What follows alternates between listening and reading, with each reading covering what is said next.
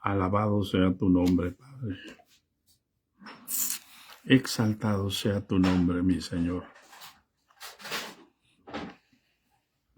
Aleluya. Gracias, Padre bendito. Gracias, precioso. Gracias, glorioso Señor. Mi alma te alaba, mi alma te exalta, mi alma se regocija en ti, Padre, por tu misericordia, por tu poder, por tu bondad, por tu gran amor, Señor. Porque tú vives y reinas por los siglos de los siglos, Señor. Sí, Señor. Aleluya. Gracias, Padre Santo. Aleluya. Gracias, bendito, gracias, precioso.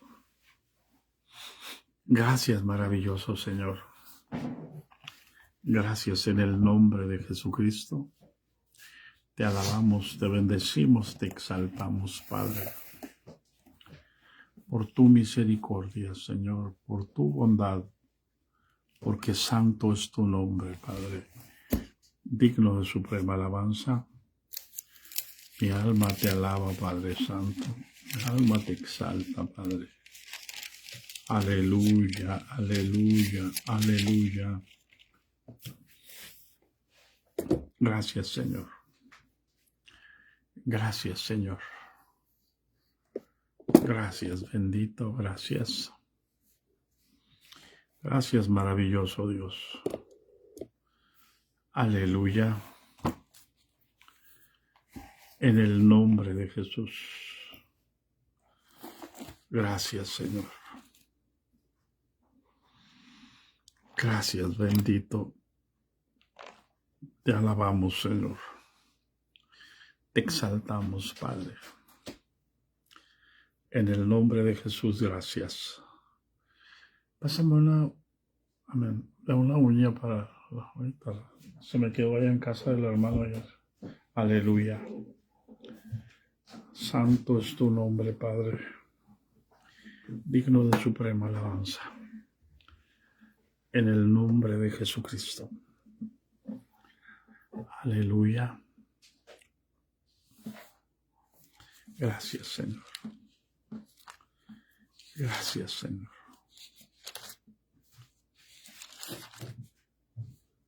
Gracias, Padre Santo. Gracias. Aleluya.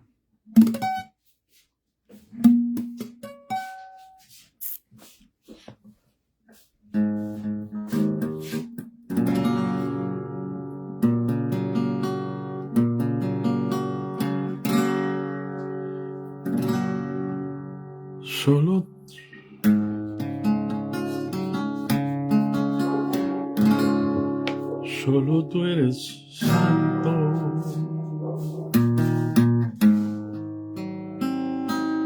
Solo tú eres digno.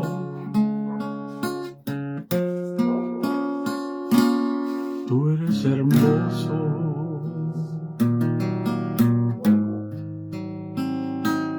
Y maravilloso.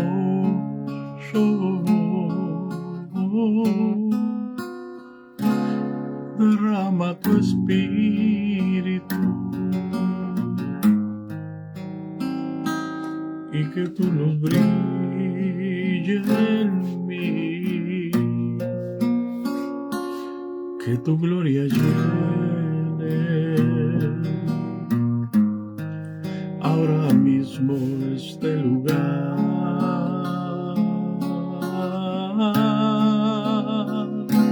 Derrama tu espíritu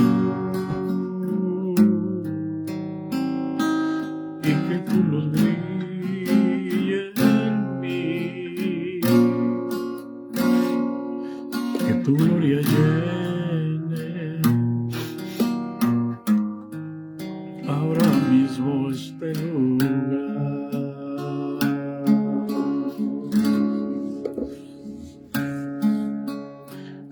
Quiero llenar tu trono de alabanza. Quiero llenar tu trono de adoración. Quiero llegar, postrarme en tu presencia y proclamarte, Señor.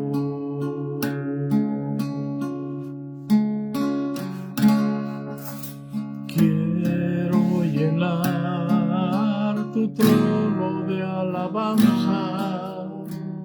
Quiero llenar tu trono de adoración. Quiero llegar, postrarme en tu presencia y proclamarte, Señor.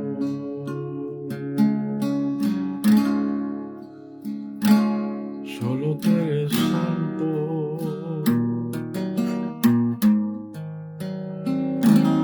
solo tú eres digno,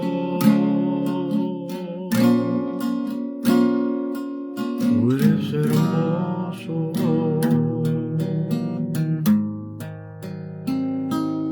y maravilloso,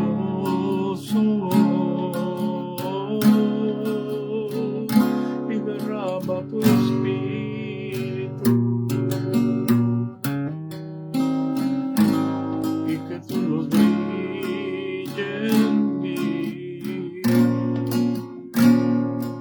que tu gloria llene ahora mismo este lugar. Gracias, Señor. Gracias, Señor. Paz de Cristo. Bienvenidos, bienvenidos todos en el nombre de Jesús. Aleluya. Damos gracias a Dios por su misericordia, hermanos. Damos gracias a Dios por su poder. Damos gracias a Dios por esta oportunidad que Dios nos da. Vamos a continuar, hermanos, con lo que estábamos hablando en la mañana. Voy a fusionar las dos enseñanzas para terminarlo lo más pronto posible, porque hay una inquietud muy grande en mi corazón y sé que va a causar mucha inconformidad, muchas asperezas, y sé que me van a decir que estoy loco y que estoy mal. Pero nuestro problema consiste en que tenemos un evangelio sin cruz. Y cuando entendemos lo que Jesús hizo en la cruz del Calvario, entonces, ¿qué sentido tiene, hermanos? ¿Qué sentido tiene establecer de nuevo el sacerdocio levítico? Establecer una estructura, una jerarquía piramidal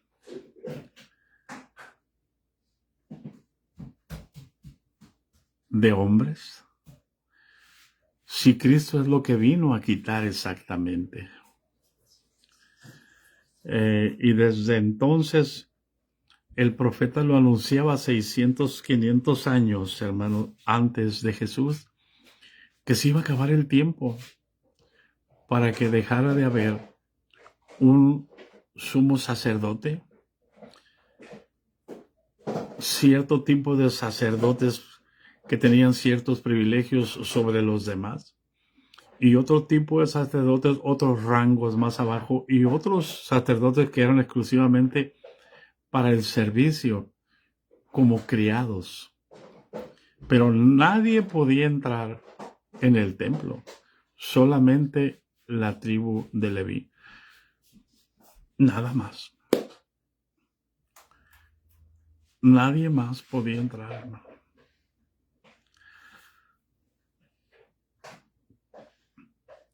Y es increíble, nadie tenía acceso a la presencia de Dios.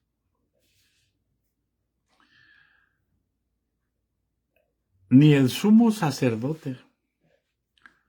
Tú vas, pero el sumo sacerdote Sí, sí, pero después de la deportación a Babilonia, hermano, el arca del pacto desapareció. Cuando volvieron a construir el templo y se los reconstruyó Herodes, no había arca del pacto. Entonces, ellos entraban con la sangre de la becerra y del macho cabrío al lugar santísimo. Ellos tenían que echarla sobre el propiciatorio, pero no tenían arca del pacto. ¿Dónde la tenían? ¿Dónde la ponían? No había presencia de Dios. Por eso es que no había palabra de Dios. Una vez al año, hermanos, imagínense. Esperar una vez al año para entrar y que no tuvieran presencia de Dios, que no tuvieran una palabra para darle al pueblo. Qué terrible, hermano. Y ellos mataban a los profetas, así que no hubo profetas durante más de 300, 400 años, que fue después de la deportación de Babilonia. Entonces, ¿qué sentido, hermanos, había? ¿Ustedes creen que Dios no se daba cuenta de lo que estaba pasando? Si usted va al vaya hacia el profeta Malaquías. Y Malaquías, su mensaje es a la tribu de Leví, a los sacerdotes. A los sacerdotes. Porque para ese tiempo los sacerdotes, si ya no les gustaba a su esposa, la cambiaban inmediatamente. Ahora tenían propiedades, ahora tenían heredades cuando Dios no les había permitido tener heredad, porque Él era su heredad. Por eso es que la gente dejó de diezmar. Pero no porque la gente hubiera querido dejar de diezmar, sino porque corrompieron la ley e hicieron lo que quisieron con la ley. Y el profeta Isaías ya lo había anunciado.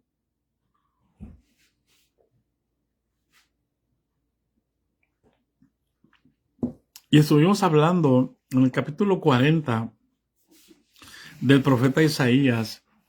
Voy a hacer un pequeño resumen. Consolaos, pueblo mío, dice Jehová vuestro Dios. Hablad al corazón de este pueblo de Jerusalén. Decidle a voces que su tiempo es cumplido, que se va a acabar el tiempo,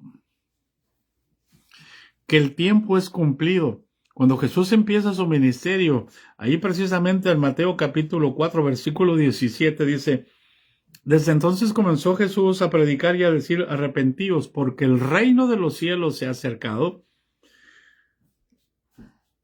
Arrepentíos, porque el reino de los cielos se ha acercado. Arrepentíos, porque el tiempo es cumplido. Dice Marcos 1:15. Marcos 1:15 dice,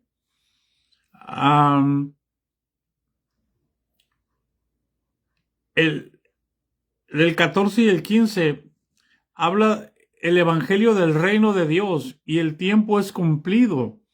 Arrepiéntanse y crean al evangelio. ¿Cuál evangelio? El evangelio es Jesús. El que viene es Jesús. El evangelio no son buenas noticias. Viene el mensajero.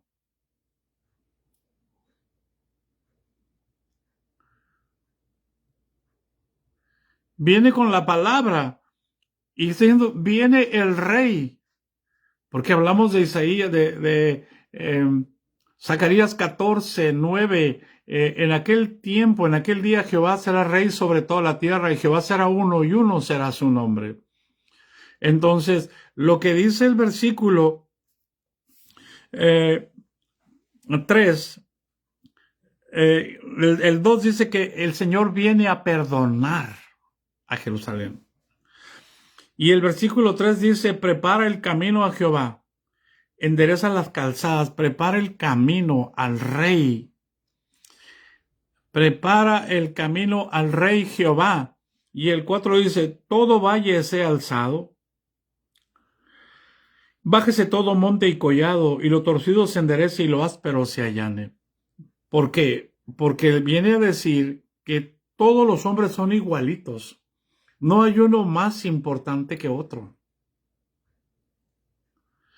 Y viene a decir que hay quienes están viviendo sobre lo que Dios estableció para el hombre. Están por encima de lo que Dios. El hecho de que les dé un rango no quiere decir que estén por encima, sino que ellos son los que deben de servir, no los que se deben de enseñorear.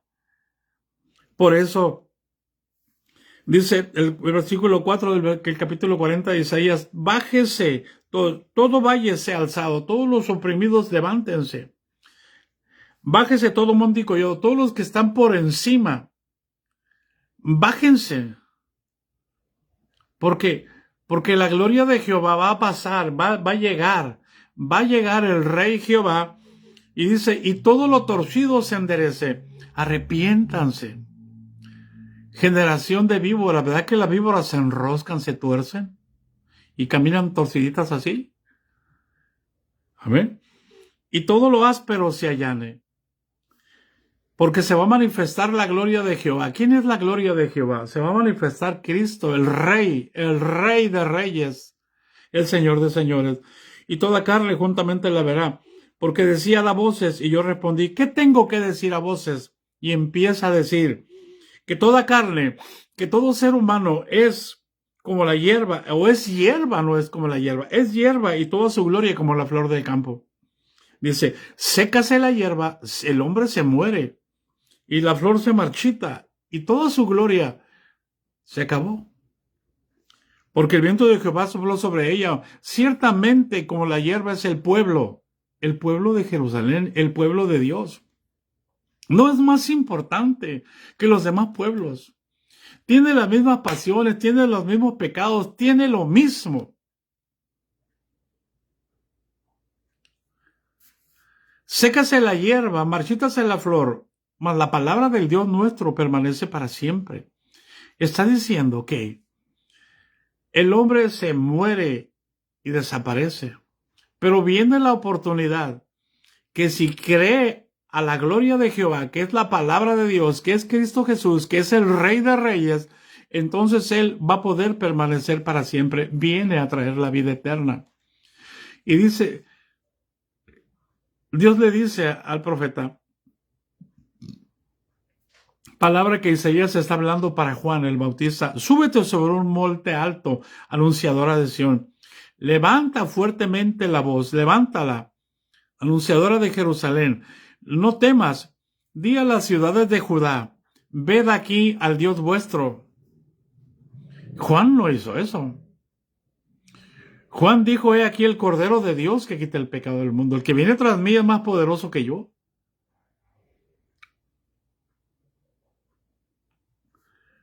He aquí viene Jehová.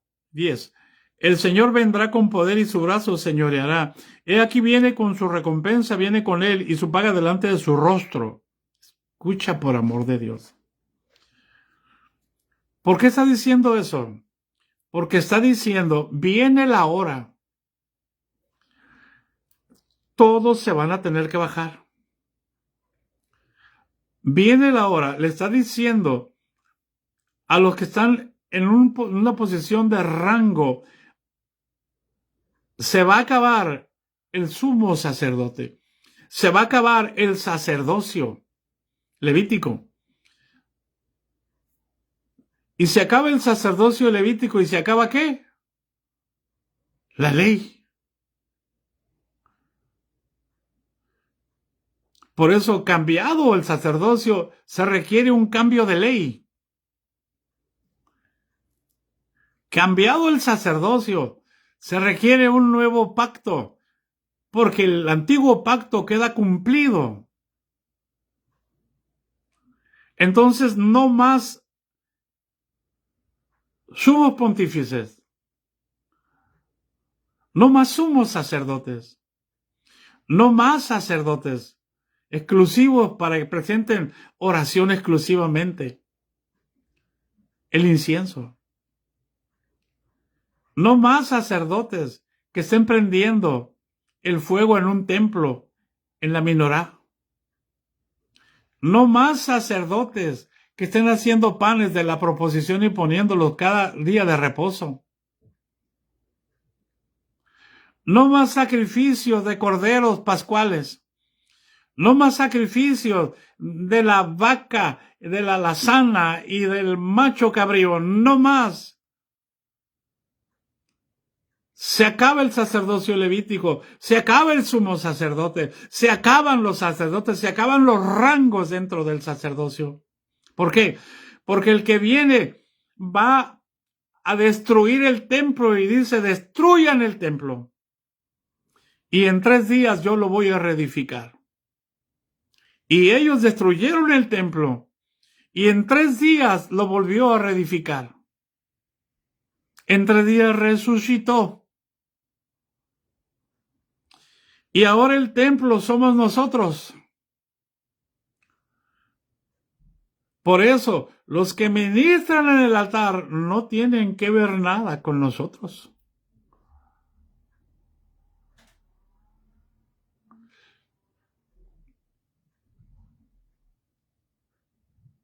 ¿Hay alguien en casa? Y mira lo que va a hacer. Cuando el rey venga, mira lo que va a hacer.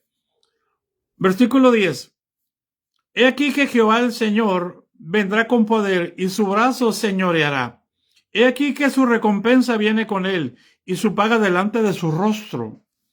Y dice, como pastor. ¿Quién es el pastor? ¿Quién es el que dijo en el capítulo 10 de San Juan, yo soy el buen pastor? El buen pastor da su vida por las ovejas.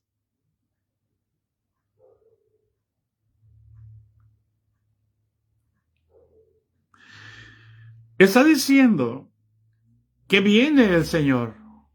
Y dice, como pastor apacentará su rebaño. No los rebaños. Es un solo su rebaño. Es uno solo. Dice, en su brazo llevará los corderos y en su seno los llevará. ¿Dónde es su seno? En su interior. Somos el cuerpo de Cristo. Es Cristo en nosotros. Y nosotros somos en Cristo. Por eso los llevará en su brazo a los corderos y en su seno los llevará en su interior, consigo mismo. Y luego dice, pastoreará suavemente a las recién paridas.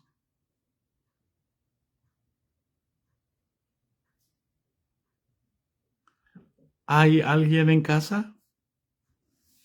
Y luego empieza a decir quién es.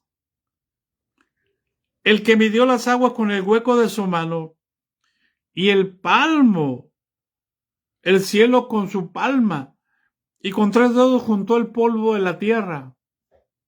Empieza a decir quién es. ¿Quién es Jesús? Paz de Cristo. Por eso es importante, hermanos, la escritura. Mire, hermanos, ¿por qué les digo que no habrá más sumos sacerdotes? ¿Por qué? Porque el velo del templo se rasgó de arriba a abajo y quedó abierto. Y entonces todos los sacerdotes se dieron cuenta que no había nada.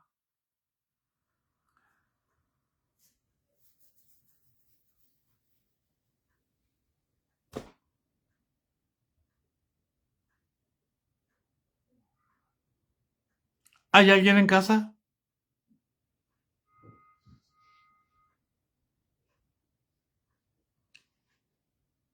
¿Qué sentido tenía seguir con los oficios del templo, sabiendo que no había presencia de Dios, que no estaba el arca del pacto. ¿Qué sentido tendría seguir echándole el aceite a las lámparas? ¿Qué sentido tenía hacer los panes de la proposición sabiendo que estaban huecos, que estaban vacíos? ¿Qué sentido tiene una congregación o una institución sabiendo que está hueca, sabiendo que está muerta? Así me dijo el Señor. He aquí, yo vengo pronto y mi iglesia está muerta. ¿Qué sentido tiene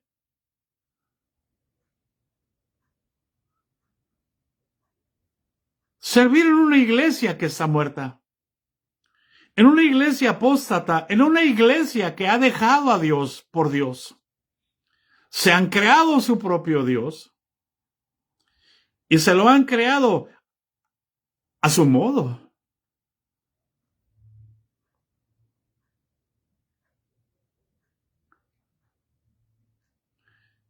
Ya no ocupamos un templo, ya no ocupamos un sumo sacerdote. Por eso, hermanos, por eso es tan importante que nosotros entendamos la Escritura, hermanos. Entendamos la Escritura y mire, vete por favor al capítulo 4 de Hebreos para entender por qué no hay sumo sacerdote.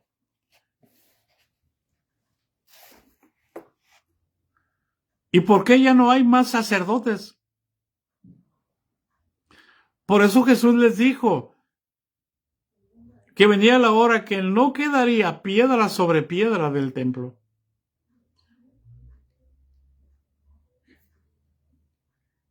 Y en el año 70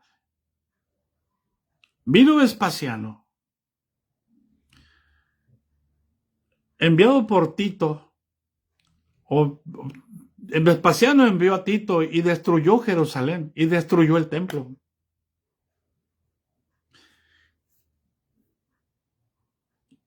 Y sin templo, ¿dónde servían los sacerdotes? Servían para tres cosas: para nada, para nada y para nada.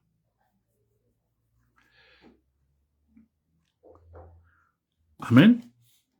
Y por eso el escritor a los hebreos, miren, hermanos, el escritor a los hebreos, vámonos a Hebreos, aleluya. Vamos a quedarnos en Hebreos, hermanos. Está hablando en el capítulo 4, versículo 14, de que Jesús es el gran sumo sacerdote. ¿Y qué pasó con el sumo sacerdote? ¿Qué pasó con Anás? ¿Y qué pasó con Caifás?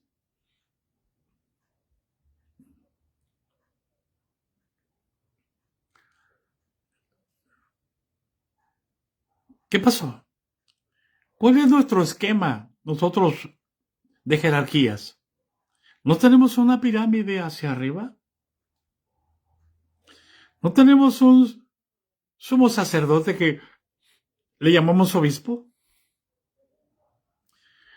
¿Y no tenemos una mesa directiva que son los arcángeles del obispo? ¿Y no tenemos un montón de querubines o serafines?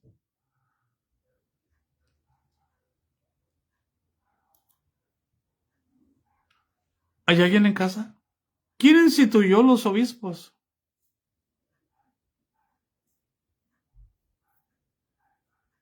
Dios. Dios no nombra obispos. Dios instituyó apóstoles, profetas, evangelistas, pastores y maestros, pero Dios no instituyó obispos. Dios no instituyó presbíteros. Me llama la atención. Pastores predicando, no se dejen engañar.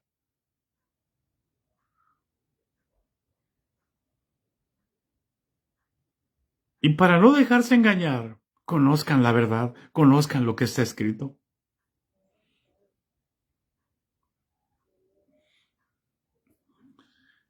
Miren, hermanos, el sumo sacerdote entraba con la sangre del macho cabrío y de la becerra al lugar santísimo y tenía que rociar todo el propiciatorio con sangre. Una vez al año. Y el versículo 14 del capítulo 4 nos dice que Jesús es nuestro gran sumo sacerdote. Dice, por tanto, teniendo un gran sumo sacerdote que traspasó los cielos, ¿quién? Jesús, el Hijo de Dios, retengamos firme nuestra profesión. Porque no tenemos un sumo sacerdote que no pueda compadecerse de nuestras debilidades. ¿Y por qué habla del sumo sacerdocio allí? Porque primero dice que Jesús es el autor de la salvación. En el capítulo 1 dice que Dios, habiendo hablado muchas veces y de muchas maneras, en otro tiempo a los padres por los profetas, en estos postreros días nos ha hablado por el Hijo, a quien constituyó heredero de todo. ¿Sí? Y luego dice, hermano, que Jesús es superior a los ángeles. Y luego dice que Jesús es superior a Moisés. Y lo dice que no socorrió a los ángeles, sino a la descendencia de Abraham. Y Jesús es el autor de la salvación. Y dice que Jesús es superior a Moisés.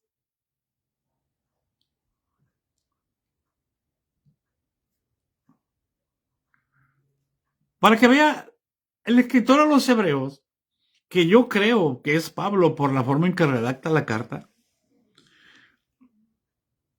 nos habla del reposo de Dios, que es Cristo nuestro reposo. Y luego dice, el capítulo 4, versículo 14, por tanto, teniendo un gran sumo sacerdote, no era un hombre cualquiera, era un hombre que vivió sin pecados, era Dios manifestado en carne. Y traspasó los cielos, no traspasó. Cuando el velo del templo se rasgó, no fue para meterse al tabernáculo. Porque el tabernáculo es sombra y figura. El templo es sombra y figura de lo que está en el cielo.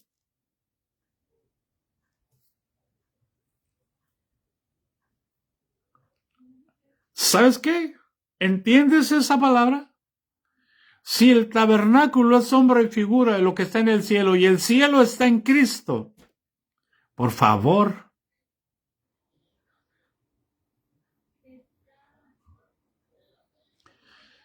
si los cielos y la tierra están en Cristo, si lo visible y lo invisible, sean tronos, sean principados, sean dominios, sean potestades, todo fue hecho para Él, por Él y en Él.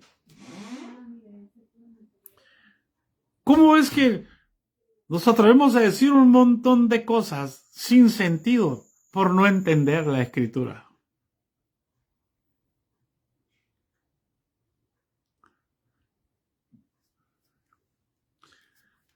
Dice, por tanto, teniendo un gran sumo sacerdote que traspasó los cielos, Jesús el Hijo de Dios, retengamos nuestra profesión. Porque no tenemos un sumo sacerdote que no pueda compadecerse de nuestras debilidades, sino uno que fue tentado en todo según nuestra semejanza, pero sin pecado. Acerquémonos, pues, confiadamente al trono de la gracia para alcanzar misericordia y para hallar gracia para el oportuno socorro. El sumo sacerdote entraba una vez al año con la sangre de la becerra y de los machos cabríos, del macho cabrío, a derramar sangre al propiciatorio. Pero Jesús entra en el cielo, hermano. Fíjese bien, ¿sí? Y nos dice que nos acerquemos confiadamente al trono de la gracia para alcanzar misericordia. Y tú dices, pero ¿cómo puedo hacerlo si está en el cielo?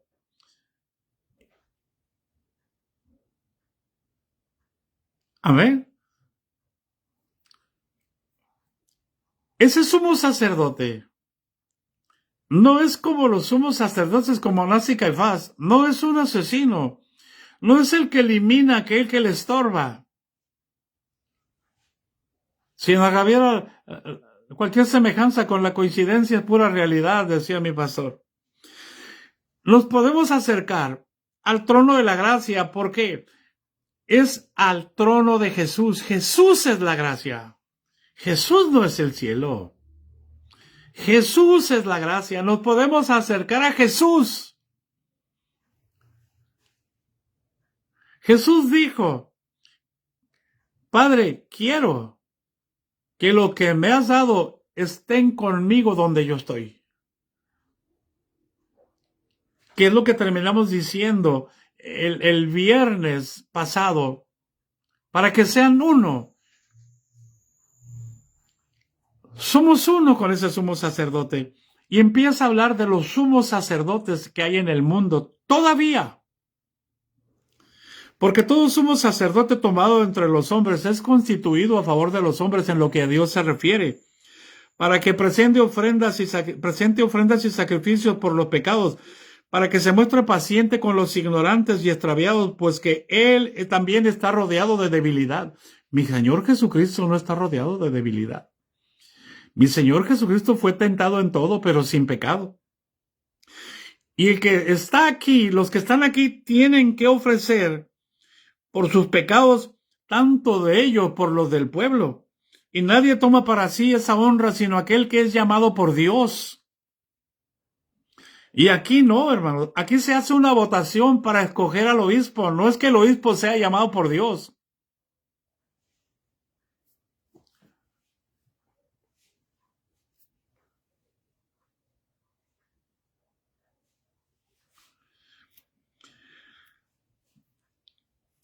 Fíjese, y nadie toma para sí esa honra, sino el que es llamado por Dios, como lo fue Aarón. Así tampoco Cristo se glorificó a sí mismo, haciéndose sumo sacerdote, sino el que le dijo, tú eres mi hijo, yo te he engendrado hoy. Como también en otro lugar dice, tú eres sacerdote para siempre, según el orden de Melquisedec. Fíjense bien, hermano. A Jesús se le dijo, tú eres sacerdote para siempre, según el orden de Melquisedec. Y Cristo en los días de su carne, ofreciendo ruegos y súplicas con gran clamor y lágrimas al que le podía librar de la muerte, fue oído a causa de su temor reverente. Aquel Aarón no enfrentó la muerte.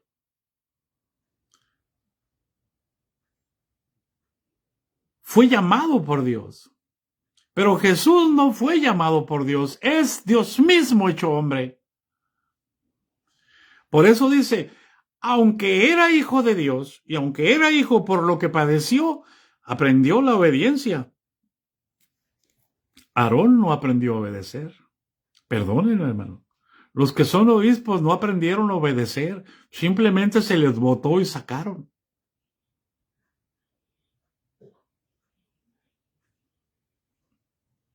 Ellos siguen siendo rebeldes.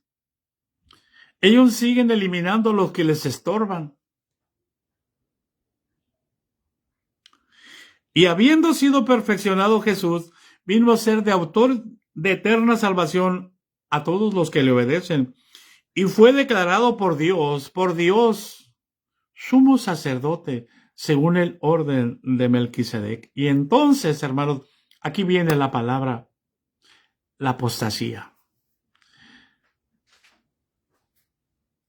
La apostasía de la iglesia consiste en que los hombres se están dirigiendo.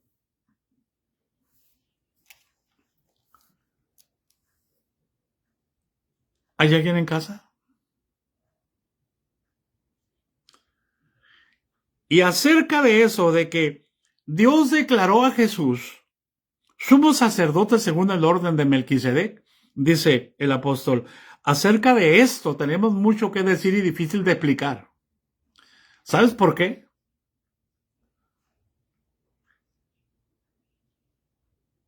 ¿Sabes por qué dice el apóstol esto? ¿Por qué? Porque el pecado de la iglesia de la Odisea se manifestó cuando ellos instituyeron un obispo y volvieron a establecer el sacerdocio y se construyeron un templo. Y el apóstol les escribe una carta y les dice, ¿por qué se han vuelto a la ley? ¿Por qué se han vuelto a poner un sumo sacerdote? ¿Por qué han vuelto a establecer el sacerdocio? Si yo como apóstol, y ni Pedro, ni Juan, ni ninguno de los apóstoles se declararon sumos sacerdotes, ellos nunca se pusieron como obispos y a ellos Dios los mandó. Ustedes se han vuelto a la ley, se han hecho malditos. ¿Por qué? Porque se han establecido un nuevo sumo sacerdote, un obispo, se han puesto un obispo por cabeza y han hecho a un lado al que el Señor estableció como sumo sacerdote para siempre, según el orden de Melquisedec.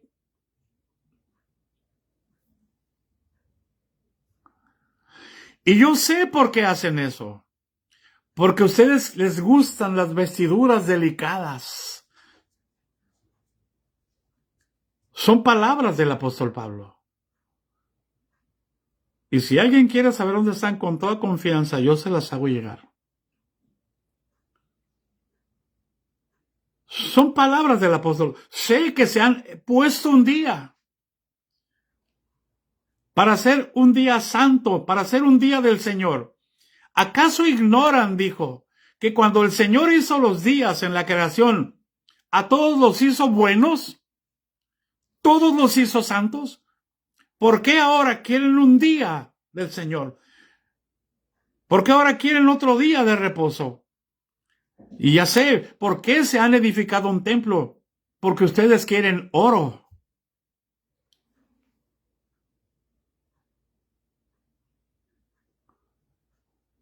Por eso Apocalipsis, hermano, en la carta a la Odisea, le dice,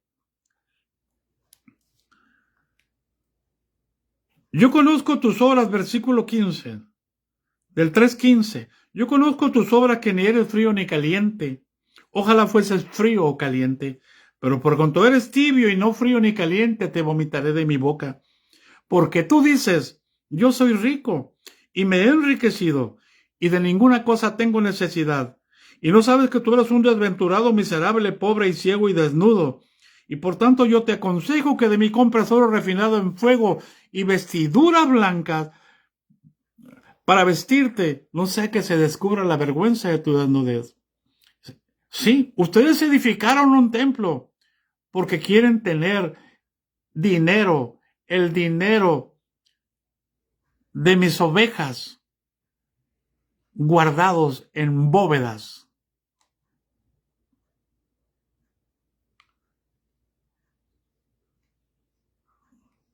Eso está terrible, hermano. Por eso el apóstol pone aquí, acerca de esto, ¿cuál es esto? A que Jesús es el sumo sacerdote. Y es sumo sacerdote para siempre. Y él no ocupa sumos sacerdotes para supervisar su iglesia. Él no ocupa que le cuenten mitotes. Él no ocupa que le cuenten chismes. Jesús sabe todas las cosas que hay en el hombre. Y él puede compadecerse de todos al mismo tiempo. Y él no tiene necesidad de nosotros. Por eso el apóstol dice, no es honrado por manos humanas. Y no habita en templos hechos de manos humanas.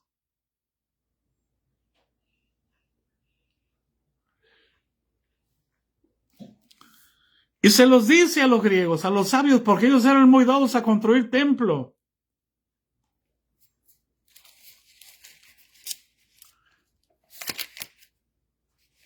¿Hay alguien en casa?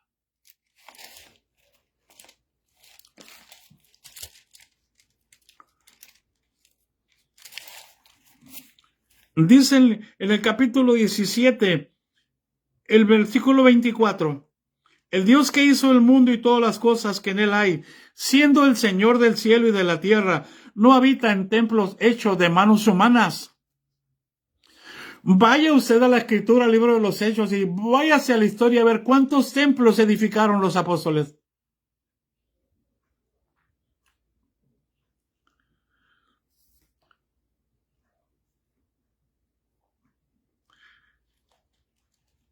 Y el 25 dice, ni es honrado por manos de hombres, como si necesitase de algo, pues es Él quien da a todos vida y aliento y todas las cosas.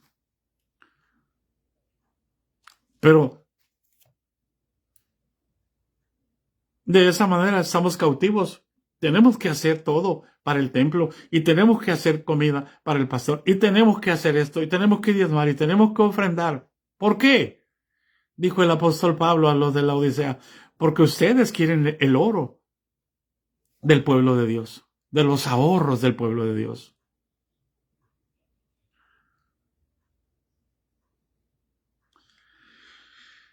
Ay, Dios mío.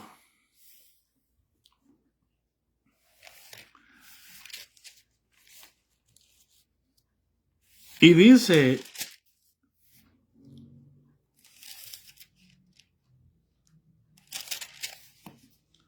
acerca de eso tenemos mucho que decir y difícil de explicar. Qué difícil es este punto, hermano.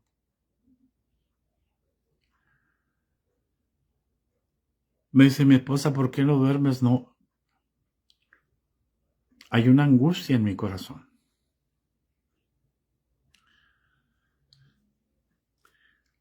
Acerca de esto tenemos mucho que decir y difícil de explicar, por cuanto os habéis hecho tardos para oír.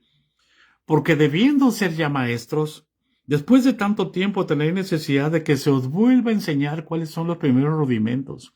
¿Cuántos años tienes en la iglesia, por amor de Dios? Y sigues preguntando, hermano, ¿es pecado esto? Hermano, ¿es pecado ir al cine? Hermano, es pecado, hermano, es pecado. Hermano, ¿cuándo? ¿Sabes por qué no maduras? Porque solamente haces lo que tu pastor dice.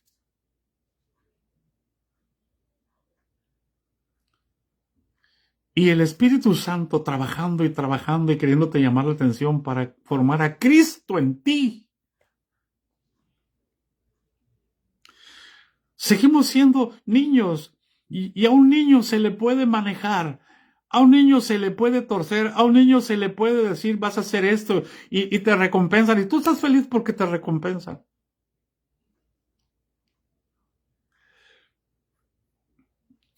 Eso es alimento sólido y a muchos los va a hacer vomitar, pero muchos van a entender. Y por esos que van a entender, le doy la gloria al Señor. Por eso el alimento sólido es para los que han alcanzado madurez, para los que por el uso tienen ejercitados los sentidos en el discernimiento del bien y del mal. ¿Cómo no es posible que no te des cuenta que el adulterio espiritual está al día en la enseñanza cada domingo, domingo tras domingo? Repitiendo lo mismo cada 4 meses, repitiendo lo mismo, como si fuéramos una empresa. Por eso el Señor dijo, la gran apostasía de mi iglesia, han hecho de mi iglesia una empresa. Y están los sentidos embotados, pensando que esa es la voluntad de Dios.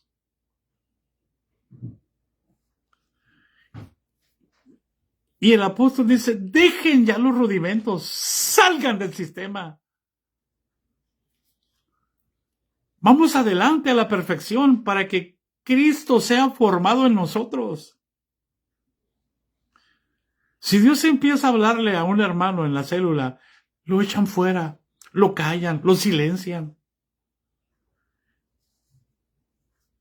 Y creen que esa es la voluntad de Dios.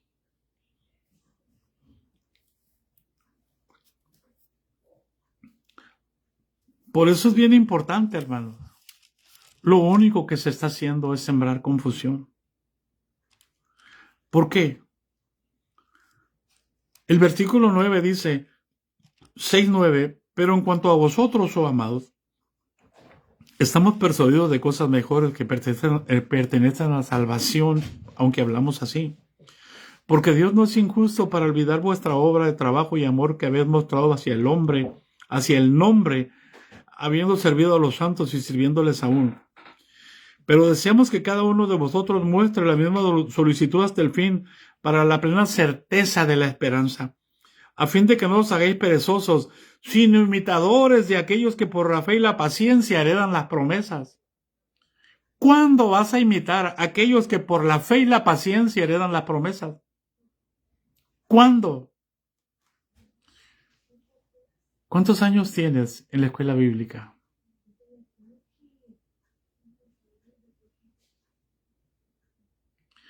¿Cuántos años tienes subiendo al templo?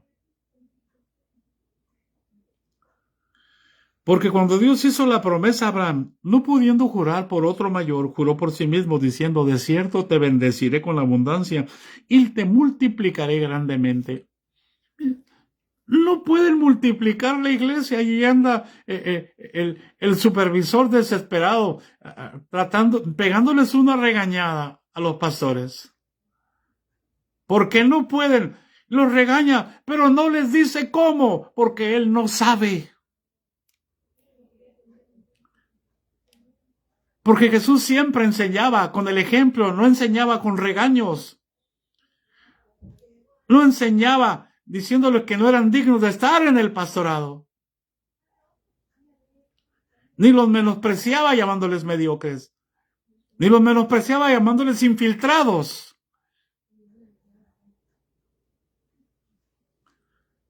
Pero no están preocupados porque no hay crecimiento. Están preocupados porque no hay ingreso económico.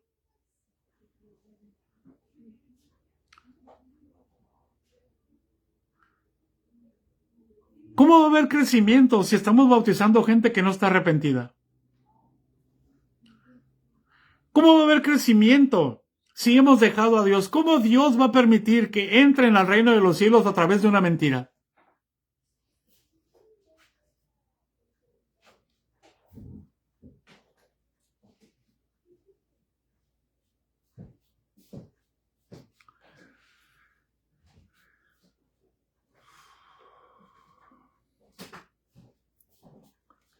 Abraham esperó con paciencia y alcanzó la promesa. Porque los hombres ciertamente juran por uno mayor que ellos, y para ellos el juramento es el fin de toda controversia para confirmación.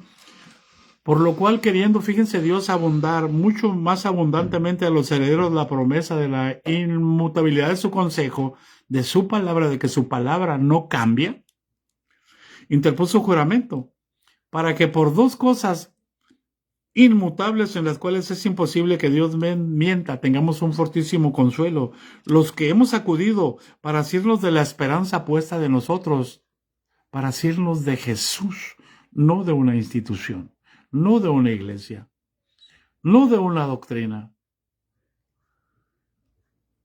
la cual tenemos como segura y firme ancla del alma que penetra hasta dentro del velo, donde entró Jesús por nosotros como precursor, hecho sumo sacerdote para siempre, según el orden de Melquisedec. Y no se refiere al velo del templo, se refiere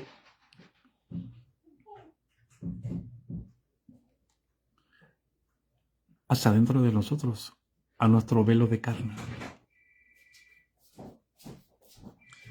Donde entró Jesús como precursor, hecho sumo sacerdote para siempre, según el orden de Melquisedec.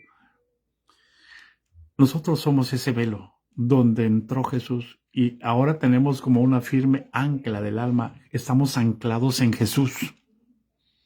No tenemos necesidad de un sumo sacerdote.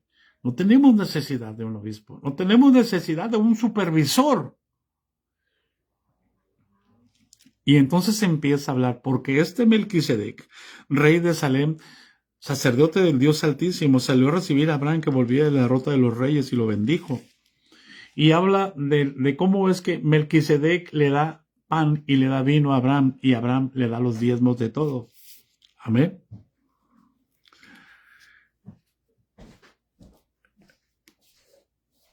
Y dice acerca del Señor Jesús, dice el versículo 12, vamos a leer el versículo 11 del capítulo 7. Si pues la perfección fuera por el sacerdocio levítico, porque bajo el sacerdocio levítico recibió el pueblo la ley. ¿Qué necesidad habría de que se levantase otro sacerdote según el orden de Melquisedec? Y que no fuera llamado según el orden de Aarón. Porque cambiado el sacerdocio es necesario que haya también cambio de ley. Y aquel de quien se dice esto es de otra tribu de la cual nadie sirvió al altar, de la tribu de Judá. Porque manifiesto es que nuestro Señor vino de la tribu de Judá, de la cual nada habló Moisés tocante al sacerdocio. Y esto es aún más manifiesto si a semejanza de Melquisedec se levanta un sacerdote distinto. Un sacerdote sin padre, sin madre, sin genealogía. Y es constituido conforme a la ley del mandamiento acerca de la descendencia.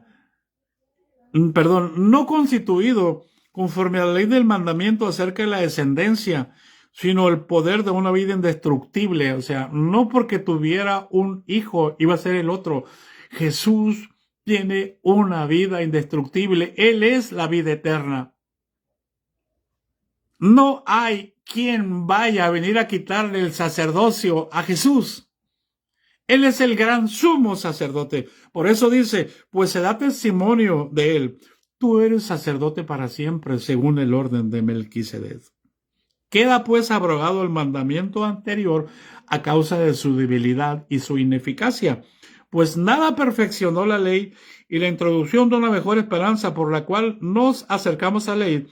Y esto no fue hecho sin juramento, porque los otros ciertamente sin juramento fueron hechos sacerdotes, pero con el juramento del que le dijo, juró el Señor y no se arrepentirá, tú eres sacerdote para siempre, según el orden de Melquisedec. ¿Hay alguien en casa? Por tanto, Jesús es fiador, es hecho fiador de un mejor pacto, y los otros sacerdotes llegaron a ser muchos, no como los otros sacerdotes. Ellos llegaron a ser muchos debido a que por la muerte no podían continuar. Pero nuestro sacerdote vive para siempre. Por tanto, ese pacto no va a fallar. Ese pacto no va a culminar hasta que Él lo determine.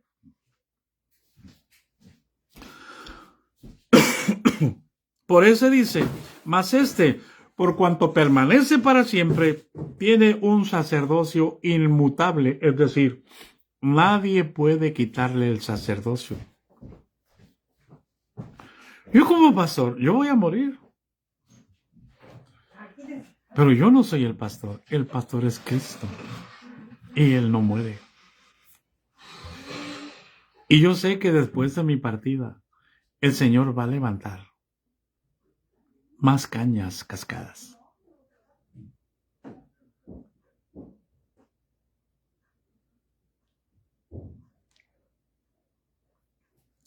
Por lo cual, fíjense, mas nuestro Señor Jesucristo, por cuanto permanece para siempre, tiene un sacerdocio inmutable, por lo cual puede también salvar perpetuamente a los que por él se acercan a Dios, viviendo siempre para interceder por ellos. ¿Tú crees que tu pastor ora por ti, hermana María Juárez? ¿Tú crees que su pastor se acuerda de la necesidad de tu hija?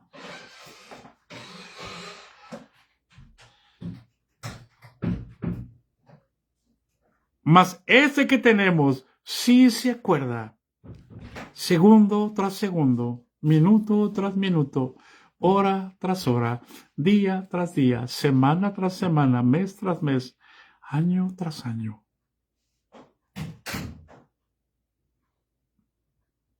Y no es que se acuerde, simplemente Él decidió venir a vivir contigo. Y Él es tu compañero fiel. Un sumo sacerdote que se compadece de nosotros porque sabe lo que sentimos, porque sabe lo que pensamos, sabe lo que anhelamos, sabe. ¿Cómo a veces la tentación nos avanza? Por eso dice el 26, porque tal sumo sacerdote nos convenía, ¿Cuándo ha venido el obispo presidente a tu casa a decirte, hermano, he estado pensando en ti y decidí venir a ver cuál era tu necesidad? Jesús no está pensando en ti, Jesús está contigo.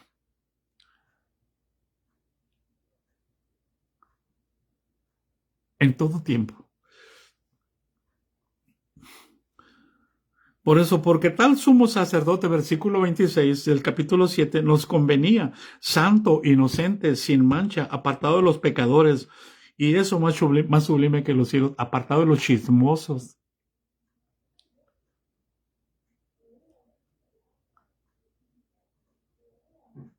Pregúntenle, voy a decir un nombre, pregúntenle a Octavio Zamorano quién ordenó que me dieran carta de renuncia a la iglesia. Pregúntenle al secretario de Educación Cristiana General, ¿quién ordenó? Él era el secretario del distrito cuando salió una carta de renuncia para que la firmara o me iba a meter en problemas con el obispo. Esos son los líderes, esas son las autoridades que matan y que quitan a los que estorban, a su reino, por obedecer la palabra que Dios me dio, que era necesario obedecer a Dios antes que a los hombres. ¿Se acuerdan que les dije llegará un momento en que voy a decir nombres? Bueno, ahí está el primero.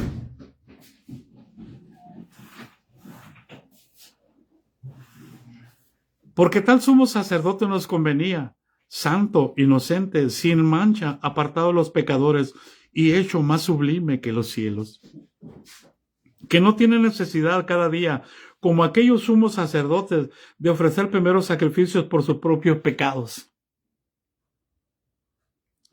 y luego por los del pueblo, porque esto lo hizo una vez y para siempre, ofreciéndose a sí mismo. Porque la ley constituye sumos sacerdotes a débiles hombres, pero la palabra del juramento posterior a la ley, al Hijo hecho perfecto para siempre. Por eso, ¿por qué pones los ojos en tu pastor? Si es pecador, es débil, y él necesita también ofrecer por sus pecados. ¿Por qué pones los ojos en el pastor? ¿Por qué no pones los ojos en el que Dios te puso dentro de ti para guiarte a toda la verdad?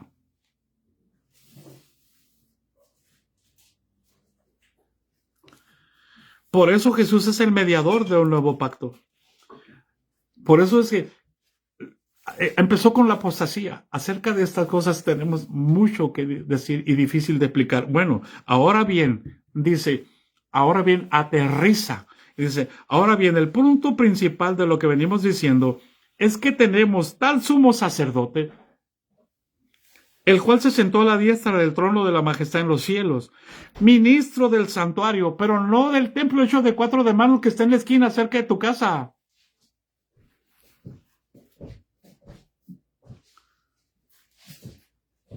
Ministro del santuario y de aquel verdadero tabernáculo que levantó el Señor y no el hombre. Eso lo hicieron los hermanos. No se refiere a eso donde Jesús ministra. Se refiere a donde Jesús ministra. Lo levantó el Señor. Estaba muerto en delitos y pecados. Estaba perdido. Estaba en la basura. Y el Señor lo levantó. Ningún hombre lo edificó. Porque Jesús no dijo que los hombres iban a edificar la iglesia. Él dijo, sobre este fundamento yo edificaré mi iglesia. Por eso dice, porque todo sumo sacerdote está constituido para presentar ofrendas y sacrificios, por lo cual es necesario que él también tenga algo que ofrecer. Así que si Jesús estuviese sobre la tierra, ni siquiera sería sacerdote, habiendo aún sacerdotes que presentan ofrendas según la ley, los cuales sirven a lo que es sombra y figura de las cosas celestiales. Cuando tú vas al templo, vas a la sombra y a la figura, sigues viviendo atrapado en la sombra y en la figura. Como se le advirtió a Moisés cuando iba a erigir el tabernáculo diciendo, mira, haz todas las cosas conforme al modelo que se te ha mostrado en el monte. No se puede sentar a la mujer en el altar porque lo contamina. Paz de Cristo. Tenemos el entendimiento entenebrecido todavía en la sombra y en la figura. Pero ahora tenemos un sumo sacerdote de tanto mejor ministerio, que es el mediador de un nuevo pacto establecido sobre mejores promesas, porque si el primero hubiera sido sin defecto, ciertamente no se hubiera procurado lugar para el segundo, porque reprendiéndolos dice, he aquí vienen días, dice el Señor, en que estableceré con la casa de Judá, de Israel y con la casa de Judá un nuevo pacto, no como el pacto que hice con vuestros padres, porque ellos no permanecieron en mi pacto el día que los tomé de la mano para sacarlos de la tierra de Egipto, y yo me desentendí de ellos, dice el Señor. Por lo cual, este es el pacto que haré con la casa de Israel después de aquellos días, dice el Señor. Escucha, por amor de Dios. Pondré mis leyes en su mente y sobre sus corazones las escribiré.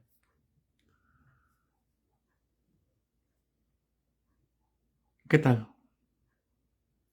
Cuando el Señor me llenó de su Espíritu Santo, me metió a leer la Escritura 3 años y medio sin dormir.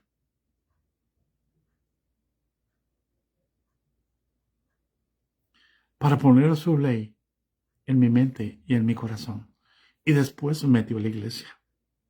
Para este tiempo.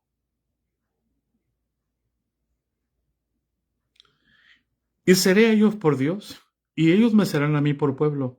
Y ninguno enseñará a su prójimo, ni ninguno a su hermano, diciendo, conoce al Señor, porque todos me conocerán desde el menor hasta el mayor de ellos, porque seré propicio a sus injusticias y nunca más me acordaré de sus pecados ni de sus iniquidades.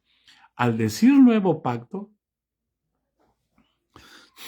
aguántenme un poquito, hermanos, para no dejar inconcluso este punto, porque ya casi terminamos. Al decir nuevo pacto, ha dado por viejo al primero, y lo que se da por viejo y se envejece está próximo a desaparecer. Ahora bien, escucha por amor de Dios. El primer pacto tenía ordenanzas de culto y un santuario terrenal. El segundo no tiene ordenanzas de culto y no tiene un santuario terrenal.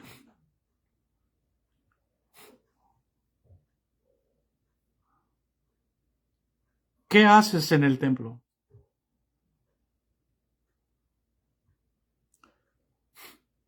¿Qué haces en la ley? ¿Qué haces en el viejo pacto?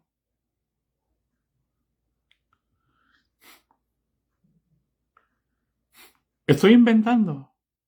¿Estoy sacando la Biblia de contexto? Ahora bien, versículo 1 del capítulo 9. En el primer pacto tenía ordenanzas de culto y un santuario terrenal. Y empieza a decir cómo estaba distribuido el tabernáculo. Y el versículo 8 dice, dando a entender el Espíritu Santo que aún no se había manifestado el camino al lugar santísimo, entre tanto que la primera parte del tabernáculo estuviese en pie. ¿Para qué seguir en un tabernáculo hecho de manos humanas?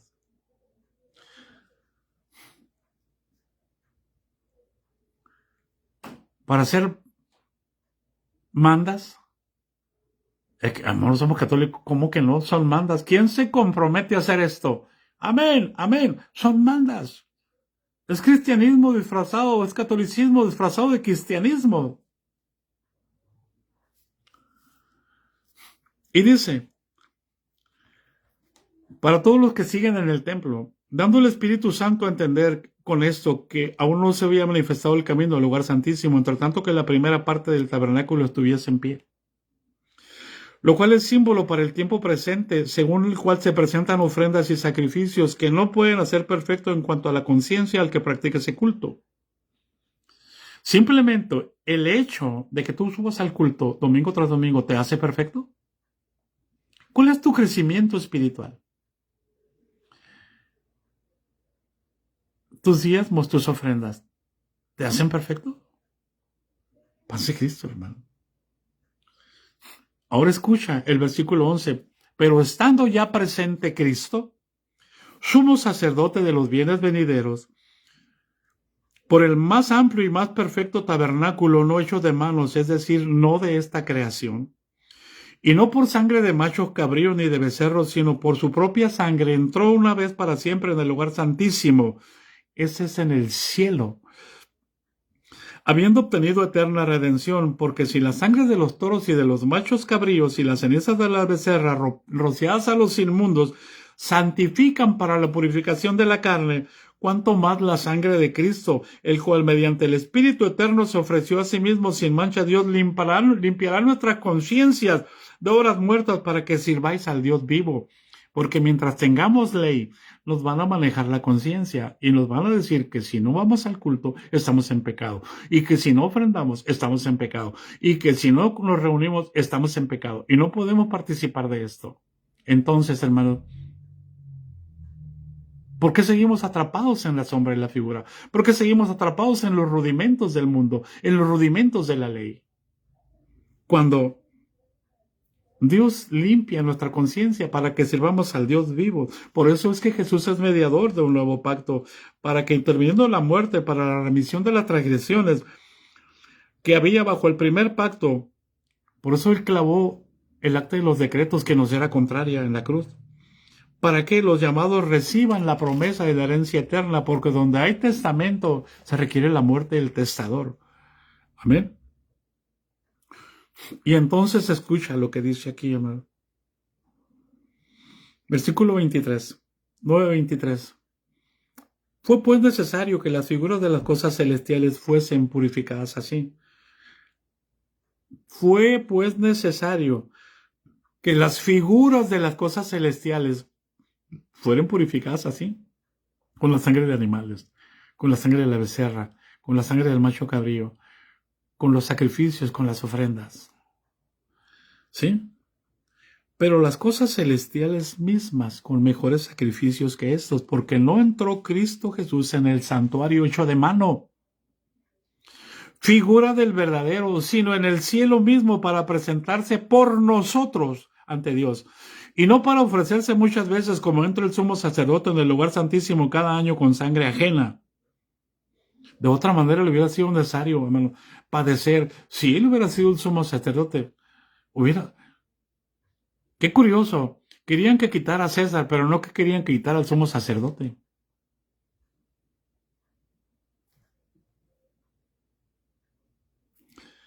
Cristo fue ofrecido una sola vez para llevar los pecados de muchos y aparecerá por segunda vez sin relación con el pecado para salvar a los que lo esperan. Amén, hermano.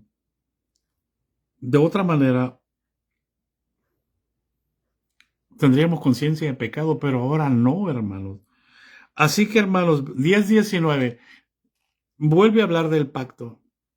Así que, hermanos, teniendo libertad para entrar al lugar, en el lugar santísimo por la sangre de Jesucristo, por el camino nuevo y vivo que nos abrió a través del velo, esto es, de su carne, y teniendo un gran sumo sacerdote sobre la casa de Dios. ¿Qué tanto el apóstol Pablo les insiste? Vosotros sois el templo del Dios viviente. ¿Qué tanto el apóstol Pablo grita y grita y grita y grita? Que nosotros somos la casa de Dios. Y teniendo un gran sumo sacerdote sobre la casa de Dios, acerquémonos con confianza, con corazón sincero, en plena certidumbre de fe, purificados los corazones de mala conciencia y lavados los cuerpos con agua pura. Mantengamos firme, sin fluctuar la profesión de nuestra esperanza, porque fiel es el que prometió.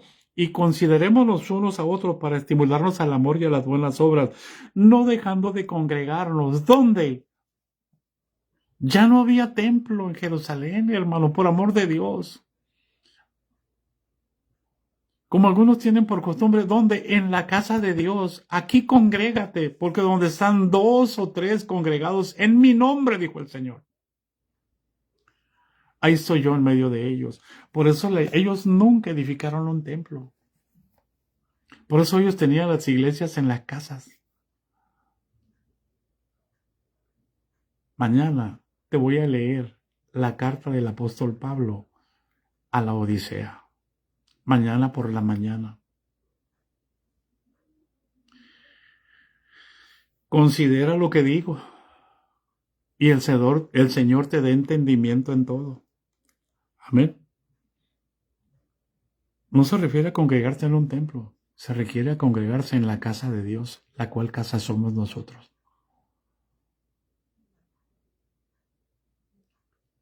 Porque el sumo sacerdote que está dentro de ti no te va a pedir diezmos, no te va a pedir ofrenda, no te va a pedir que hagas cosas para agradarlo a Él, en el sentido de lo que a ti se te puedan ocurrir. Él te va a decir lo que Él quiere, o Él me va a decir lo que Él quiere que yo haga. Y es necesario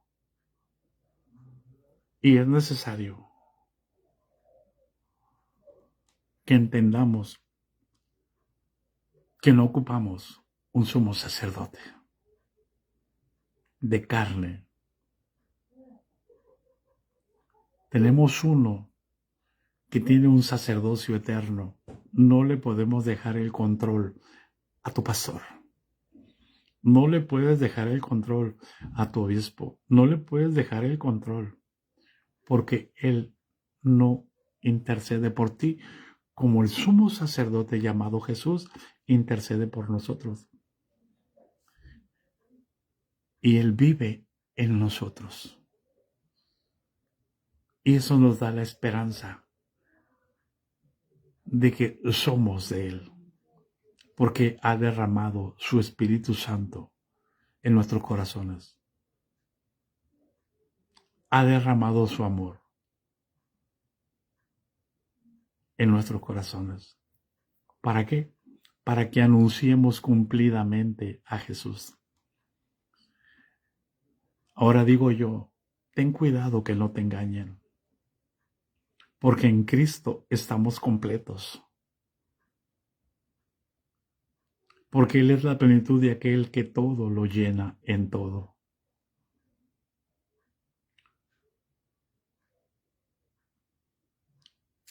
Es terrible lo que está pasando en el mundo. Y nosotros seguimos todavía atrapados en una institución. Por eso el Señor me dijo, todas las instituciones van a desaparecer. La gracia de nuestro Señor Jesucristo sea con todos nosotros. Amén.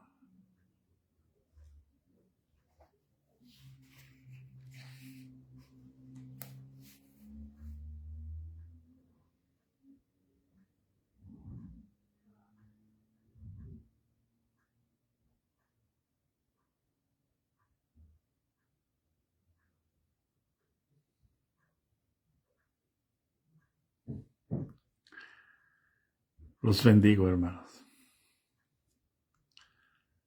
Bendiciones.